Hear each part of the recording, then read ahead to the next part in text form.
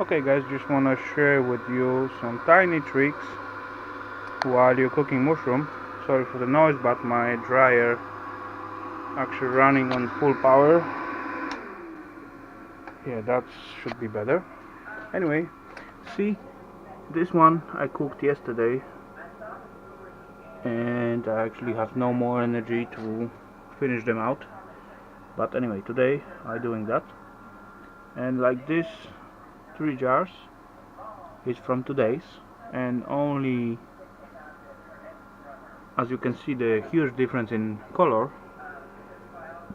This one was cooked in the water with the salt. That's it. They get a little bit brown, dark, and yeah. And this one is basically the same shrooms, just I add to cooking water, except salt, a little bit of citron powder,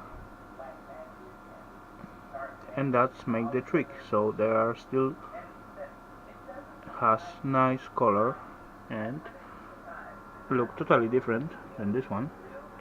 Taste probably will be the almost the same, maybe a little bit different, tiny bit, but anyway, that's the trick. If you enjoy, so see, I do like that. They are looking much more tasty, and yeah.